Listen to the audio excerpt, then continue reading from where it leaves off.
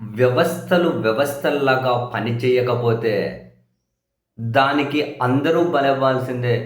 దాని చేతిలో అందరూ బాధితులుగా మిగలాల్సిందే. అయితే ఒకరు వెనక, ఒకరు ముందు.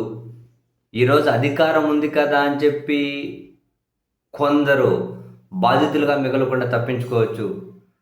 కొందరు అదే అధికారంలోనే పై స్థాయిలో ఉన్న వాళ్ళ చేతిలో, కింద స్థాయిలో ఉన్నవాళ్ళు బాధితులుగా మారిపోవచ్చు. మొత్తం అది ఒకటే గుంపు కావచ్చు.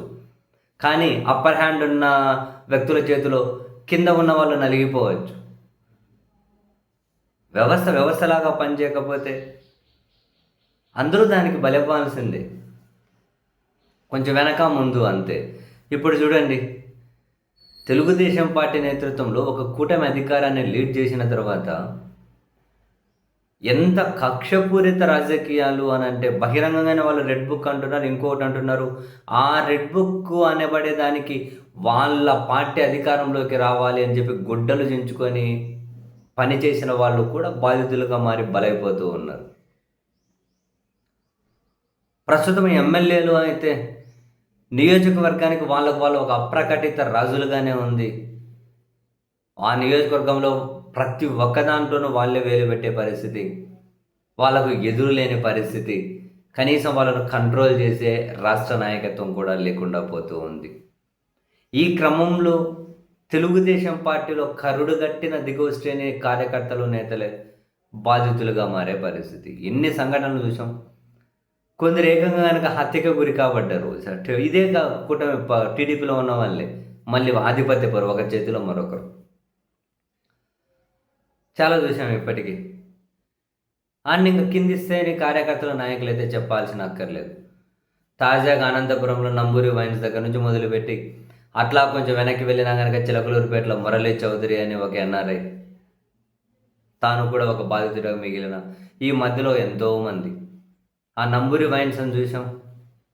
ఆయన ఒక మీడియాతో మాట్లాడుతూ అంటూ ఉన్నారు, 40 సంవత్సరాలు తెలుగుదేశం పార్టీ కోసం పనిచేశా, అనంతపురంలో తెలుగుదేశం పార్టీ ఎమ్మెల్యే గెలుపు కోసం పనిచేసి ఆయన గెలిచిన తర్వాత ఎంత 46 కేజీలో ఎంతనో అంత కేకును కోసి పంచిన నా వార్డులో. నాకు మన వైన్ షాప్ వస్తే అది నాకు రాయించేయాలని చెప్పి ఎమ్మెల్యే రాయించుకున్నారు. అయినా కూడా మేమే రన్ చేస్తున్నాం, ఏదో కోపంలో రాయించుకున్నారులే, మళ్ళీ ఏమైనా మారుతారేమో అని ఫోన్లు చేసి డైరెక్ట్గా తిడుతూ ఉన్నాడు, బెదిరించారు. లాస్ట్కి నా వైన్ షాప్ని తగలబెట్టేశారు. దీని వెనక కూడా ఎమ్మెల్యే ఉన్నారన్నది అందరికీ తెలుసు. కానీ ఏం చేయగలుగుతామని. 40 ఏళ్ళు పనిచేశాను తెలుగుదేశం పార్టీ కోసం, ఈరోజు నా పరిస్థితి ఇట్లా అయింది అని చెప్పి ఆయన ఒక మీడియాతో మాట్లాడుతూ అన్నారు. ఆయన మురళీ చౌదరి అనే సొంత డబ్బు ఖర్చు పెట్టుకొని అమెరికాలో ఉండి మరి తెలుగుదేశం పార్టీ కోసం ఎంతో పనిచేశా. చివరికి నా ఆస్తిని లాక్కొనేసి నా తల్లిదండ్రులను రోడ్డు మీద కూర్చోబెట్టి రోజు నా వృద్ధ తల్లిదండ్రులకు కన్నీళ్ళే మిగిలిస్తున్నారని పాపం ఆయన ఆక్రందన రోజు మనం చూస్తూనే ఉన్నాం, ఆయన ఆవేదన. అసలు ఇంక ఎమ్మెల్యేలుగా ఉన్నారు అని అంటే అది ఇంక వాళ్ళ సామ్రాజ్యమా? అసలు ప్రజాస్వామ్యం అనబడేది ఏది ఉండదా? ఏ వ్యవస్థ కూడా సక్రంగా పనిచేసే పరిస్థితే ఉండదా?